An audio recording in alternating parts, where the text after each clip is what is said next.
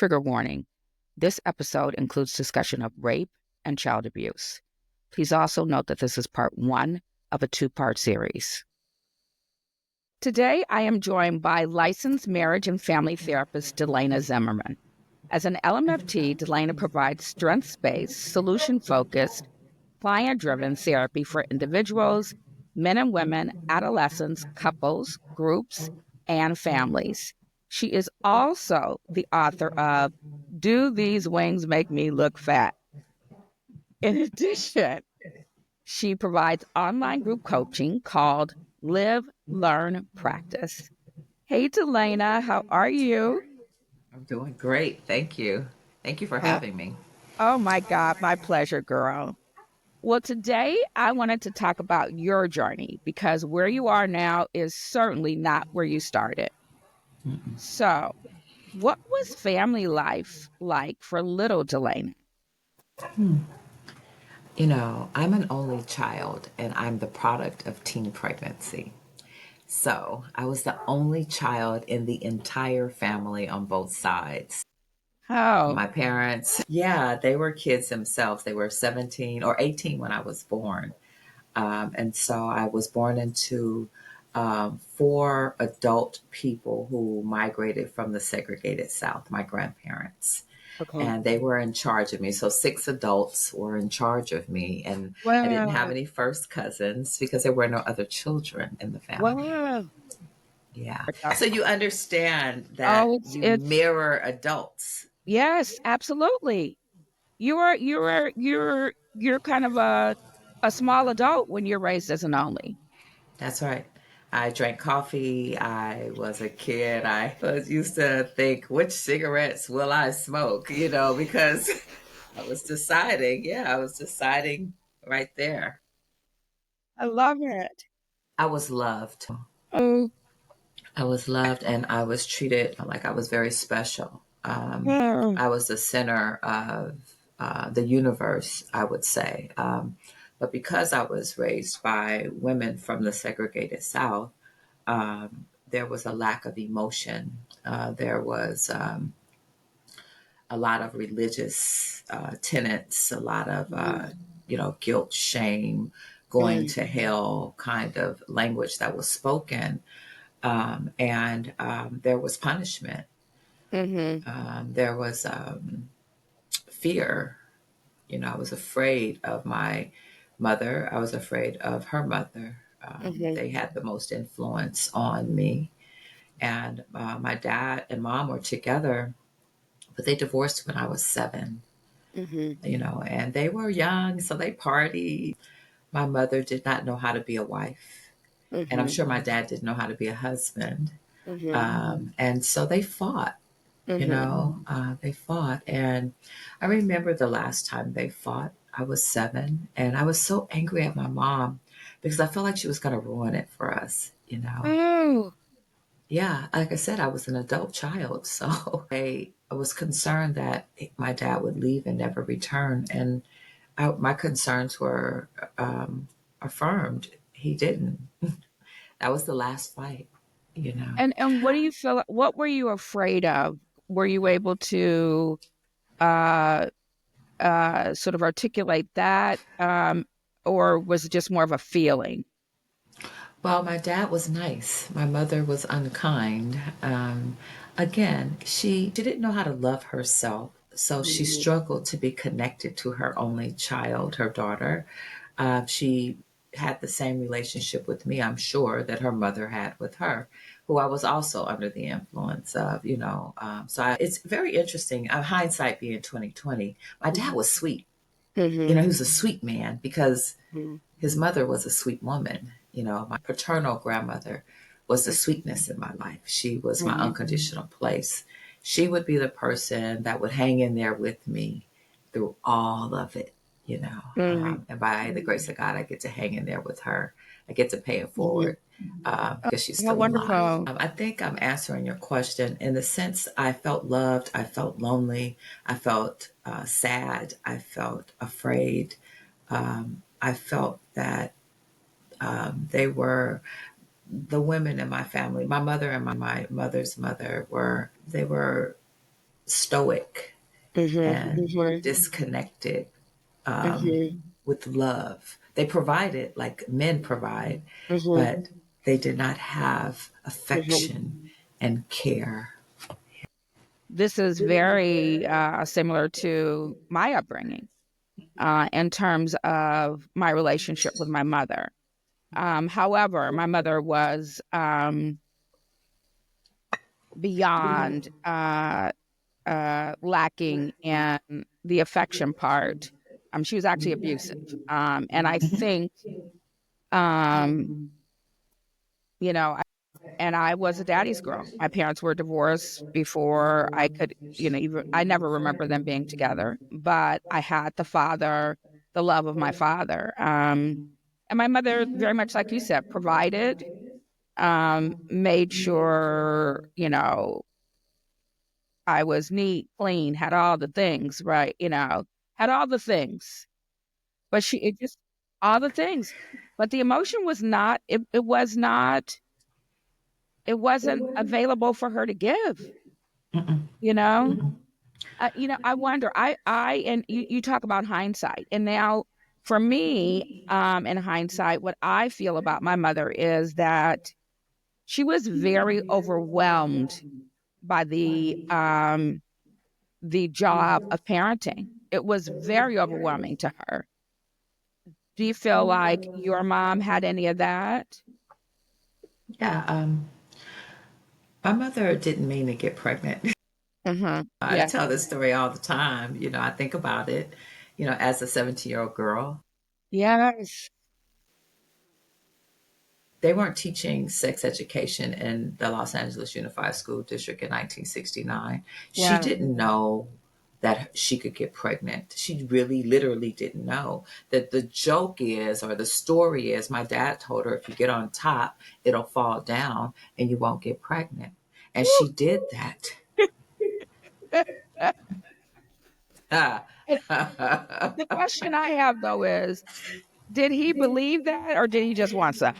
He didn't know. He didn't know any more than she knew. They went to same school. I mean, like he didn't know. He's 17. She listened to a fool, and they both want it. They Right. just scared. Shoot, I tell the joke. I said the two of them went to the drive-in, but the three of us left. You know, I I came love that. I to the love that. planet. Yes, child, the summer of 1969. And I'm telling you, my mother, when she missed her period, she was devastated. And so I'm gonna throw these 2 points in there. My grandmother, her mother was like this religious, missionary, everybody going to Oh, hell, hallelujah. I mean, that's all yeah. she talked about was Jesus and other people's salvation. So when my mother got pregnant, they treated her like she was sin. She was shame Yeah. to the family. I was the representation of shame. So she was not excited about this experience she was having. Her siblings were calling her Jezebel. She was ashamed of this thing that had occurred in her. And I was a constant reminder of how her life changed. She was supposed to Um, go to UCLA on a track scholarship, but she fooled around and let that boy mess her up. Now I'm quoting the language that my yeah. grandmother used around pregnancy. It was not an Yeah. amazing, joyful event. It was a shame, and you got messed up. And Wow. so these women, like I said, were from the segregated. My grandmother's from the segregated South, Alabama. She was the oldest of 9 children, and so there was whippings, and we call them beatings in my house. You gonna get a It was a beating. beating. It was a beating. I picked switches off the peach tree in the front Oh yard, my Lord. and I had to bring it in, and I would get a beating. The punishment never matched the crime. Mm-hmm. Whatever Mm-hmm. mistake I made, or Mm-hmm. whatever it was I did, it never matched picking a Mm-hmm. switch and Mm-hmm. experiencing the humiliation of slavery. Like it's just Absolutely. constant Absolutely. slave. I'm telling Yeah. you, it. And you know what? I so appreciate your saying that, and I will tell you why. I did not believe in spanking. Um, I don't believe in it I, today. Um, I, I feel like, number one, why would you teach someone that the only way for them to behave is for them to be beaten? Something is very wrong with that. Mm-hmm. Um, Yeah. yeah, so I do not condone the spankings, the beatings. I think it sends the wrong message. I, in particular, think it sends the wrong message to Black young men, because this idea that you need to be beaten in order for you to behave is just outrageous in my mind. I also, but I can remember my friends saying to me who spanked their children that the reason that I felt that way was because I was beaten and not spanked. And perhaps, I mean, perhaps there is some of that. But I will tell you, the other thing that it did for me is it made me a very, very angry little kid. I had a real sense of, at a very young age, that this is inappropriate. And I think anything that you are doing that induces anger in your children, you need to stop. Yeah, I You need to agree. stop, you know? I had the experience of raising two kids. I was a Mhm. single mom for many years, and I realized with my children that I was going to have to break a cycle of sorts. I didn't have all of the things, I wasn't equipped, to do all of the things differently, but I Mhm. was wise enough to learn from my mistakes early Mhm. on. You Mhm. know, Mhm. I used to tell my daughter, I have a son and a daughter, just like Freud said, like it's easy for the mom and the sons. It's just easy. But with the daughters and the mom, it takes a Woo! concerted effort, Woo! right? It's a thing. It's like a It real is thing, a and I can't thing. explain it. It's like energetic, even. Yeah, it is But a thing. I knew that I needed to pour into my daughter, like intentionally, Mhm. because me and their dad split. I Mhm. was the source of love and self esteem in her life. And I used to tell her when she became a teenager, I says, "Look, I was an abused child, so don't make me pull out my the skill set I have. All I know is to do something to you. So I'm trying to practice the stuff I learned. She would push me, Oh yes, and I I would know. feel it. Yeah. I think the mother-daughter relationship is a very tumultuous one. It is there's a lot of button pushing I feel that goes on. Well, yeah. What I also realized was that she was mirroring back to me who I had been, what my tone of Well, voice was. She was mirroring back to yes, me my coping skills. She was sure, mirroring back to sure. me how I experienced frustration, and she literally was copying and pasting me and showing me who I am, Wow. and I didn't Yeah, like it. yeah, And so yeah. if I wanted her to model something different, I had to model something different. I hear you. I I hear took you. responsibility for actually, a former partner told me, he says, "That's you right there. Like, Wow. you can't blame anybody else because that's you, you know." Wow. And after my feelings were, recovered, my ego got smashed, after humility could come back. Right. I had to be honest with myself, and I wanted my daughter to be more effective in relationships with men and women than I have been in my lifetime. Yes. And Yes. that's really what it's about, Yeah. effectiveness. Can your children not only be independent of you financially, but can they be independent in relationships, effective and healthy I love in their that. relationships? I Yeah. love, you know, this Delena Zimmerman sounds a lot different than the little girl Delena Zimmerman you were talking about, who grew up and had love, but there was, forgive me for using this word, some dysfunction there, Oh, absolutely. right? Yeah. So talk to me a little bit about that road from little girl who was but lost her daddy, little girl who was provided for, but really wasn't shown that same level of caring through emotions and feelings. What happened, post, 7? What happens in the teenage years and those young 20s and something? I'm going to use language because I've explored so much of my story and I've done so much work around the various parts of my life. So, what happened to me was that I did not have a sense of self or a healthy sense of self or a healthy core value. Mm-hmm. Okay. I did not know that I was good enough. It's Mm-hmm. insanity, but I just really didn't. So I have this God idea that's going along where I need to have this good behavior, this not desire the things of the world. If I'm to go to heaven, so I'm concerned about my salvation Yeah. my entire life, right? That's what religion gave me. So I don't think I'm good enough for my mother. I don't think I'm good enough for my grandmother. I don't think I'm good enough for Mm-hmm. God. This is an issue because it Mm-hmm. makes me hopeless. And I'm just giving you the No. language now. I don't know it's hopelessness, but Yeah. I'm this little kid who is getting A's and B's in school. My hair is long because that's what Black folks care about. My Yeah. hair is long. I'm running fast. I could kick the ball at kickball. Yeah. Yeah. I'm picked on the tetherball team. I could Yeah. double dutch. I could do these things. You could do the I run, thing. yeah, I Yeah. run track. I'm the fastest on the team. So it Like your looks like my mom. life Like your is mom. successful, like my mom.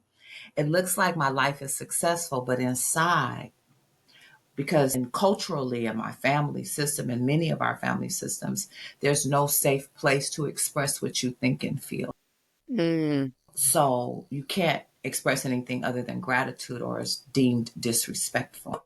I'm a kid that doesn't get her emotional needs met. So I become a teenager who doesn't get her emotional needs met. I become a young woman who doesn't get her emotional needs met. I become a full grown woman who Mm-hmm. did not get her emotional needs met because I thought someone else was responsible for it. And because they didn't pour in me effectively, because they didn't know how, you Mm-hmm. know, um, then I would grow up with this sadness, this loneliness, this self hatred, this fear of going to hell. It just create hopelessness. And I needed to feel better. I also think that I might have always had, there's no studies here, but Mm-hmm. I'm starting to believe because of the work that I do that some people I think are born with a lower production of serotonin. Mm-hmm. Serotonin is the chemical that every Yeah. human being produces to make them feel good enough to, take a bath, get up in the morning, brush their teeth, make their Mm-hmm. bed. We all have a certain level of serotonin. People who have a lower level of serotonin start to show up as depressed. Mm-hmm. I believe that as a child, if I look at my childhood stuff, that I particularly was probably already developed in addiction before I ever got to drugs and alcohol. I Wow. ate candy until I was sick. I Mm-hmm. sought attention overwhelmingly. You know what I mean? Like Mm-hmm. I liked the way certain things smell. So I would even like smell rubbing alcohol or gasoline. When we went to the gas station, I would get close to the gas thing so I could smell the fumes stronger. So I always kind of was looking for something to make Mm-hmm. me feel whole or good enough or Wow. change my experience. Remember spinning around when you were a Yeah. kid? Yes. I loved that. I loved that.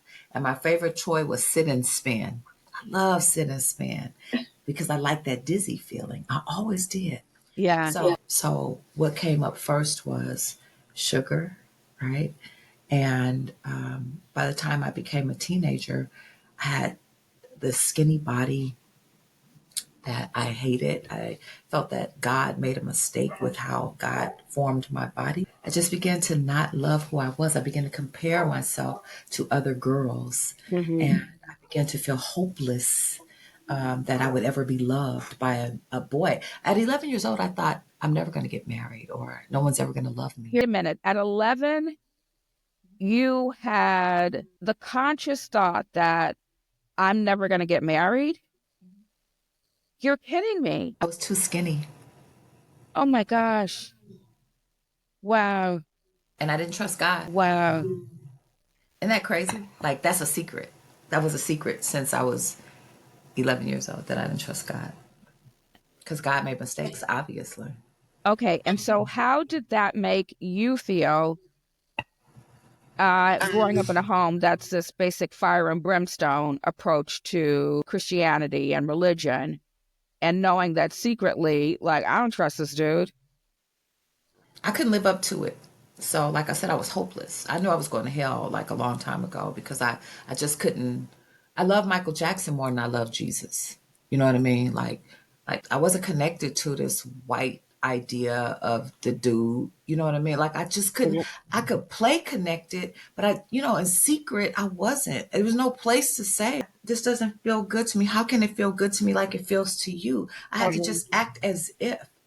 So I'm growing up as a stranger in the house. That's the point I want to make. They think they know me. They know my credentials, but they don't know me. Nobody knows me.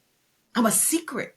They can identify me in a lineup, but they don't know who's in the house. I'm a ticking time bomb. I'm about to explode, and nobody knows it until I do. Wow. And you have no siblings. So you have no cousins. You have no peers that you can even have these conversations with. And you would be, I would imagine, afraid to have those conversations with any of the adults in your home. I can trust them. They're not safe people. Yeah. They don't. We don't talk about how we feel. I don't even have the skill set. Yeah. Many Yeah. of us grow up without the skill set. I mean, as a therapist, that's what I'm learning. We lack language and we lack connection. We don't have self awareness. We don't know what that feeling is in my throat or in my chest or in my stomach.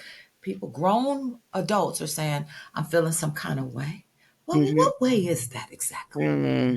What word goes there? Where do you feel it in your body? How often do you feel like that? Mm-hmm. I didn't know. I didn't have it. And we're suffering because we don't have the language that matches what we think and feel. We're strangers to ourselves, even. Mm-hmm. Mm-hmm. But yeah, I just really felt hopeless and that no one understood me. I felt like an Mm-hmm. alien. So when I was 12, this is an important milestone. You have to imagine my mom's 30, right? She's 30 years old. I'm 12. She's not married. She wants to be married. That's part of our family values, is to be married, have a good Mm-hmm. husband like my grandfather. Mm-hmm. And my grandmother gives us our value system, right? Get a good man, work hard, bring your money home, So Mm-hmm. that's what we think success is. And Mm-hmm. my mother wants that. And she meets a guy, Johnny. I love Johnny. He was sweet. He was a lot like her father. He had a good city job. Mm-hmm. But Johnny was married. And he was separated from his wife, but Okay. he was married still, and he had 7 kids with that woman.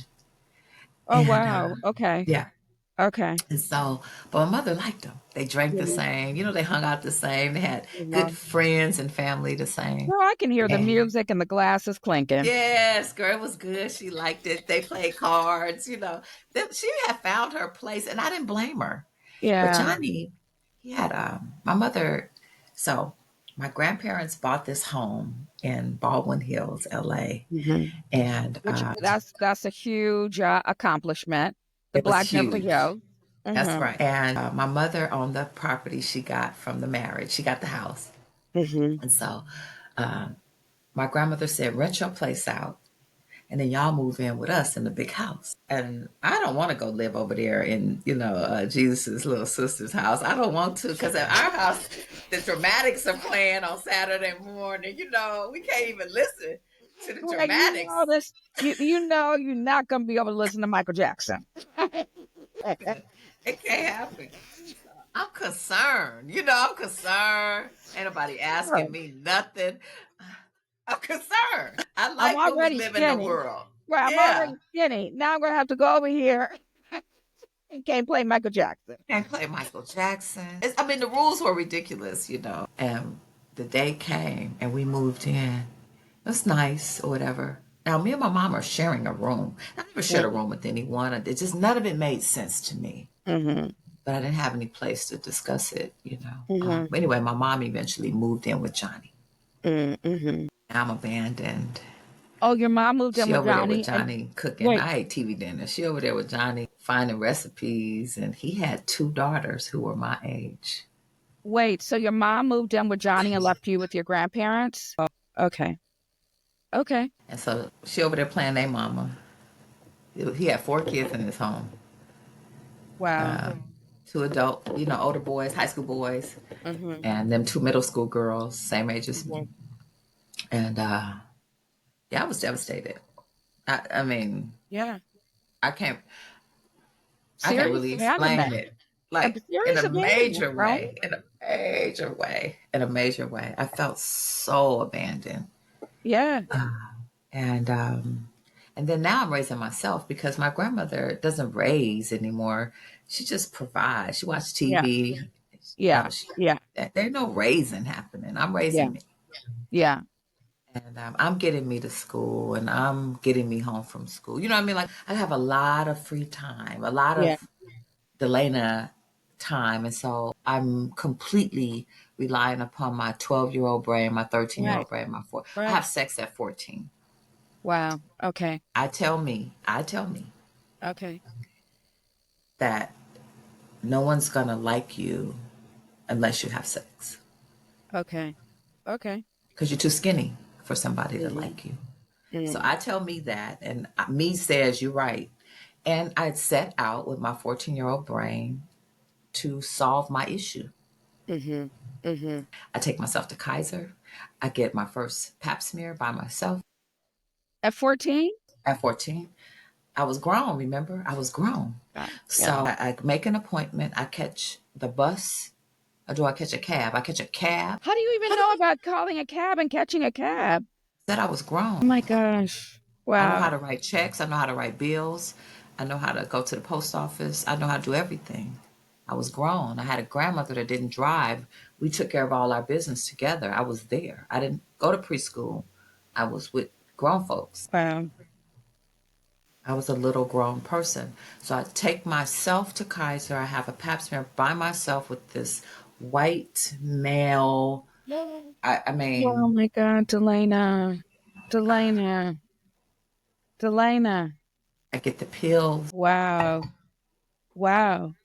I'm having traumatic experiences and I don't know. Yeah. Yeah. I don't understand what I'm creating, but it's happening. And so now I've had sex and my thinking is, now I'm going to tell you the distortion. I got to get somebody who's a good man who going to bring the check home. Wait, at 14? I want you to hear it. It's my value system. Our family gives us our value system. You talked about it earlier.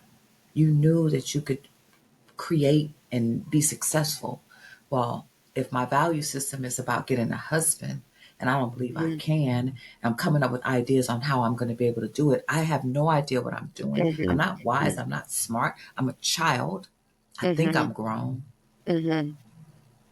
And so I move on from the boy to what I think are larger fish. Mm-hmm. It was the 80s in Los Angeles where the drug world was beginning to take off. Mm-hmm. Young men my age and a little bit older were dealing drugs. They had nice things, they had nice clothes. It was the era that I grew up in. Mm-hmm. Young black men had money, had car, had status, had Mm-hmm. position. I'm not connected to what's in the underworld, the underbelly of Mm-hmm. it. It's just Mm-hmm. what the presentation was in Los Absolutely. Angeles. Mm-hmm. And Mm-hmm. I've never seen it again that Mm-hmm. way in Los Mm-hmm. Angeles either, where there was enterprise. Mm-hmm. As legal as it was still enterprise. Mm-hmm. And black men were entrepreneurial, and it was power, and it was attractive, and Mm-hmm. young women are Absolutely. attracted to that power. I Mm-hmm. hate that it's not talked about. I hate that this portion of our history is shamed. People, we are Mm-hmm. ashamed of it, and we don't Mm-hmm. talk about it. But we were Mm-hmm. deeply impacted by what happened in the 80s with the crack epidemic on so many levels and in so many ways, and it's still playing out generationally Mm-hmm. Mm-hmm. right now. These Mm-hmm. are the grandchildren of the crack epidemic. Mm-hmm. Mm-hmm. In some cases, the great grandchildren of And the here's crack the epidemic. thing, you're a child, and you are, first of all, you're raising yourself, Mhm. and so you are you are building a narrative in your mind of how you get to whatever the success is that has been, Thrust told to upon you. me. Mm-hmm. Exactly. Mm-hmm. Exactly. And you see these young men who have these trappings that are those things that are part of the success definition. They have nice cars, they have nice clothes, they're able to go to nice places. And you are too young, you are a child, and don't have the discernment to know that how they got there is nothing but trouble and no good can become of it. No good. No, Wow. I don't even know my life's in danger. Right. Your life is in danger. Your Yeah, life is in danger. I have no idea. But you're 14 being an adult.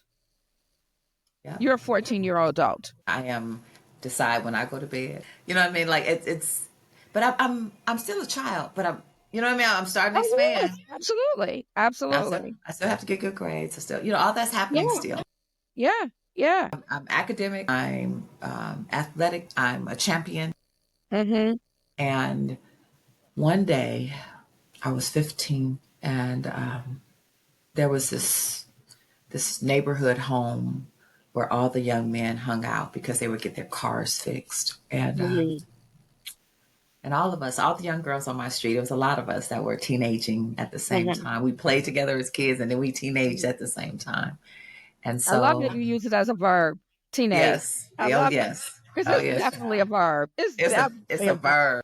So we all knew that house was down the street, down the street around Mm-hmm. the corner, and we would all pick out ways to get. We used to stop at one candy store, which was before the house, but we would all of a sudden we walk past that candy Of store course. to go to the other candy store, which you got to pass that house. It's so funny, Right. like Right. Make sure you instinct. are seen. Yeah. Oh my goodness, honey. And one day I went by myself. I think I was on my way to my girlfriend's house, and that man was out there. And I Mm-hmm. said, "Hey, how you doing?" Mm-hmm. And he was like, "Hey, I'm Mm-hmm. 15 years old." One day I lingered a little long, and he invited me in. And everything in me is like, the still small voice is like, probably Mm-hmm. should go home. Mm-hmm. Mm-hmm. But that conscious mind, is this Mm-hmm. how I'm going to get what I want? Mm-hmm. Let's see. You're curious. You're I'm very curious. curious. How Mm-hmm. does a girl get the things she Mm-hmm. needs? Mm-hmm. Mm-hmm. Now, he forced himself upon me Mm-hmm. that day. Um, and I was very afraid, but there was a part of me that was able to dissociate Mm-hmm. so that I can get to the other side. Survival. I knew that I was actually compromising my body for an end result Wow. without having the language for it. Yeah. Yeah. I was raped, yes. Mm-hmm. Mm-hmm. However, I felt that was the price I had to pay. Oh my gosh. Delana. I Woo. don't drink. I don't smoke cigarettes. I don't smoke Mm-hmm. reefer. I don't smoke. I'm not doing any of that. I'm an Yeah. athlete. I'm on Yeah. track. Mm-hmm. I'm going to the You're a good Olympics. girl. No, Yeah, you're a good girl. I'm a good You're a girl. good girl. I'm at church on Sunday. What are we talking about? In the name of Jesus. Hallelujah. Mm-hmm. Like I'm going somewhere. I'm Mm-hmm. going to be something. Mm-hmm. My innocence was taken that day. Not the day I lost my virginity. That day. Mm-hmm. Mm-hmm. It took me on a trajectory that I couldn't understand. Mm-hmm. That I would need things to fill that Mm-hmm. void in ways that I had never needed things before. Mm-hmm. So I'm living a double life now. I'm a high school student with a boyfriend in high school, and I'm also a grown woman with a man around the corner. Oh my God. Delana. Oh my gosh. I'm a child, Wow. and my mother's not there. Nobody can see it. Where is your mom at this time though? Is she My in your mom, life? Are you seeing her regularly? I see her sometimes. She comes through. She takes me to track practice. She goes home to wherever home was. I think she was still with Johnny, maybe. My mother gets hooked on drugs when Okay. I'm 16, I think. Okay. Okay. That Johnny thing didn't work out, and she was hopeless, and she met a drug dealer, like, because that's what was out there. Yeah. And they were fly in the Mercedes and the, all that. Mm-hmm. Same thing. She got the same value system as me, so she falls into the Mm-hmm. same holes I fell in. Mm-hmm. It's just the guy was getting high on his own supply too, and my Mm-hmm. mother and father were always, like they used a little drugs. They used it. They drank a little bit. They used the drugs of the 70s. Mm-hmm. Nobody Mm-hmm. knew that crack cocaine was gonna suck your life. No one Right. knew that it was just gonna like how a lint roller pulls. Right. Nobody Exactly. knew that was going. Nobody knew that Yeah. was going to happen. And so it's cocaine until it Mm-hmm. was crack. You know. Mm-hmm. So yeah, she ends up getting pulled into that. But because she had been away from me for 2 or 3 years now, she didn't have a real connection to me anyway. Mm-hmm. Like she didn't have the daily responsibility of me. Mm-hmm. I'm not saying she didn't love me. I'm just saying Yeah. it was disconnected. It was disjointed, and Right. I don't know that she ever had a healthy attachment to me. I believe that my attachment style is insecure, Mm-hmm. and it was inconsistent. So I always needed to feel connected. I had a best friend, and I thank God for her. We're still best friends to this day. Mm-hmm. She knew I could tell her everything I was doing. She knew that I would sneak out at night. She knew that I was doing that inappropriate thing. I Mm-hmm. could tell her everything, and she always loved me Mm-hmm. and stayed unconditional with me. Mm-hmm. She was my saving grace. Mm-hmm. Thank God for that. Oh Mm-hmm. my God. Mm-hmm. I it's only again hindsight where we really are able to go back over in Yeah. time, Yeah. and talk about I just like she was my angel. She was my angel. Okay, so you get involved with this man who really is a rapist. Yes, he's 13 years older than me. He's 28 years old. I'm 15. Okay. You know, times were interesting at that time. I'm not making an excuse for his behavior. He was ignorant too. Yeah. He was caught up in the power of their. He was a dumb man. He just didn't know. I don't know, Delana. I I can't. know we always villainize the men. We always I'm do, and not I trying to just villainize the man. I'm villainizing the adult. I'm I villainizing the understand. adult because he damn well knew that you were not his peer. You were not his peer. I'm sorry. Damn well know that. However he saw me, because we're talking about perspective, right? And whatever way he saw me, he either didn't have value for women or girls, or you understand what I mean? Like he didn't have it. He was raised in his paradigm. Yeah, I get it. I mean, I totally get it, and I didn't have value for myself, and he didn't have value for me either. It was just a paradigm. I'm saying he was wrong. If the law knew, he'd have gone to jail. You know what I mean? Like for sure. yeah, I'm not making an excuse, but I just instead of villainizing, I feel like I don't want us to miss that black men grow up without having seeing the sacred idea of a woman or a girl. mm, We don't see it for ourselves, and they don't see it for us either. yeah. I understand that hurt people hurt people. I understand all those things, but I'm not in a place where I can give. I just don't have any grace for anybody who victimizes children, men or women, black or white.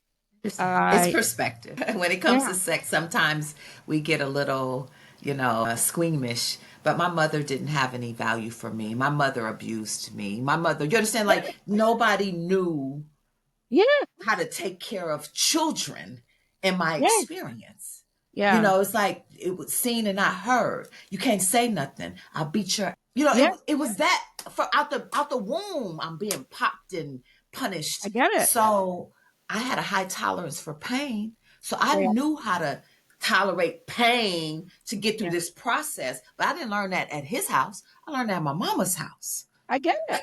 And I don't excuse them either. I mean, and let me say this. I say I don't excuse them. At the same time, I can say that I understand that they were mimicking what they had experienced. But, I'll be honest. In my intellectual mind, I know that my mother was somehow this behavior had been learned where she was abusive. At the same time, I can only give so much of a pass for it because you are also watching your friends who are not necessarily behaving in the same goddamn way. And so, and you can tell this is obviously a trigger for me because I'm starting to get angry about it. And so I have a lot of difficulty with anyone who misuses their power over children. This is not a man-woman thing for me. It's not that it was a man versus a woman. It was a man versus a girl. I had no defense, and he was in a position of power. I want to just throw this in there. So I would eventually begin to use alcohol in my high school years, and I would begin to use marijuana in my high school years, because by this time I need some to dull the senses of my experience of abandonment, of the sex behavior I started, even the ups and downs of trying to be in relationships with people, needing people to fill the hole that was going within me. No one's able to touch it. And so I began to use alcohol, and I began to use marijuana. And I needed to go away on a track scholarship that my grandmother did not allow me to go on, because she was making the decisions in my life which devastated me. Also, my high school sweetheart, who was a boy that I'm like in love with, he went away to college. He didn't go to USC, he went somewhere else, you know. But here's the thing. After I got addicted to drugs and I came back and did a ninth step with the man who would be my abuser, I contacted him. I came to his home. I'm about 27 at this time. And I make amends to him because I told him I was 18 when I was 15. Even though I was in high school for 3 years, he knew I wasn't no 18 years old. But here's He my knew, point. yeah. Yeah, he knows. But I told him I was 18. So I made amends to him for telling him I was 18 years old. Because in my inventory of myself, I have to see where I caused harm to make my side of the street clean in my living. And so I'm 28. So now he's 41 when I make the approach. And I tell him this. I make amends. The harm I'm clear I caused you. That I told you I was 18 when in fact I was 15. And in that moment, you could just see the wave of reality coming over a 41-year-old man. And he lost consciousness. He fell to the ground. It was frightening to see. And I kneeled down to see if he was okay. And he came back. And I helped him up. He said, "You were 15." I said, that I have a 15-year-old daughter.